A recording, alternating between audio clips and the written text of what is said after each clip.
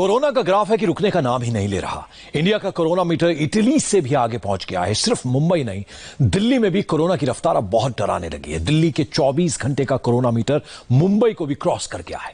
इस वक्त देश के इन्हीं दो सबसे बड़े शहरों यानी मुंबई और दिल्ली में कोरोना के सबसे ज्यादा मरीज हैं। कोरोना को मात देने की सैकड़ों कोशिशें हो चुकी हैं, लेकिन हालात कंट्रोल में नहीं आ रहे हैं। अनलॉक 1 के पहले फेज में खुल चुकी है। अब वहां की तस्वीर जो है वो पहले के दिनों में, जिस तरह कोविड से पहले के दिनों में होती थी, बिल्कुल अलग है। कनॉट प्लेस में इस वक्त मार्केट तो पूरी खुल गई है, लेकिन लोग नहीं आ रहे हैं क्योंकि लोग अभी भी डरे हुए हैं।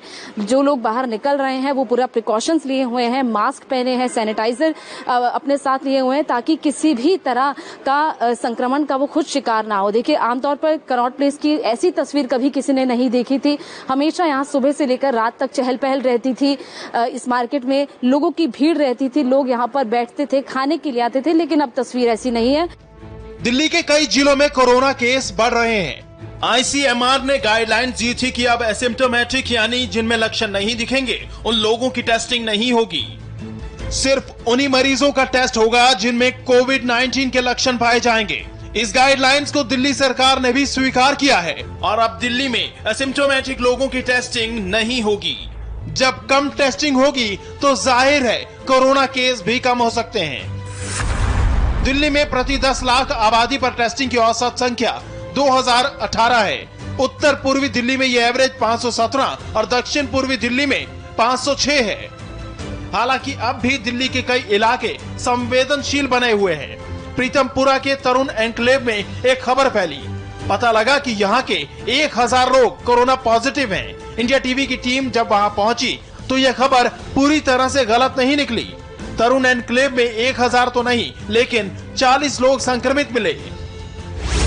सोशल मीडिया पर एक वीडियो वायरल हो रहा है प्रीतमपुरा के तरुण एन्क्लेव का, और कहा जा रहा है कि यहाँ पर 210 घरों के 1000 लोग जो है वो कोरोना से पॉजिटिव हैं। इसी चीज की पड़ताल के लिए हम इस वक्त तरुण एन्क्लेव के बाहर मौजूद हैं। यहाँ पर आकर हमने यहाँ के लोगों से, जो स्टाफ है, उनसे बात की, इसके अलावा प्रशासन से बात की, और उनसे बात करने के बाद जो पता चला है कि जो दावा किया जा रहा है वो बिल्कुल गलत है। हालांकि यहाँ पर कोरोना के कई मामले सामने आए हैं। करीब 40 से ज्यादा मामले यहाँ पर कोरोना के सामने आ चुके हैं और अब तक 210 घरों के 750 लोगों को होम क्वारंटीन किया गया है। 210 का जो आंकड़ा पॉजिटिव लोगों का बताया जा रहा था कि पॉजिटिव इतने लोग जो है, इतने घरों के लोग पॉजिटिव पाए गए हैं, वो गलत है। बल्कि 210 घरों के 750 लोगों को होम क्वारंटीन किया गया और अंदर का जो कंटेनमेंट जोन है वो उन्हीं 210 घरों को बनाया गया। बाकी की जो सोसाइटी है उसे बफर जोन में रखा गया है।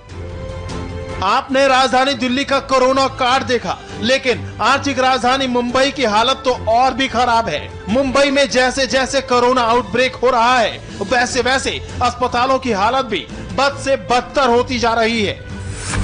मुंबई में कोरोना से शुक्रवार को 53 लोगों की मौत हुई, जबकि 1150 नए मरीज सामने आए। मुंबई में कुल केस 45,854 हो चुके हैं, जबकि मौत की कुल संख्या 1519 हो चुकी है। मुंबई में कोरोना का नया पैटर्न देखने को मिल रहा है। पॉश इलाकों और हाई सोसाइटी में कोरोना केस कम हो रहे हैं, लेकिन स्लम इलाकों में केस बढ़ रहे हैं। धारावी में कल 17 नए मामले सामने आए।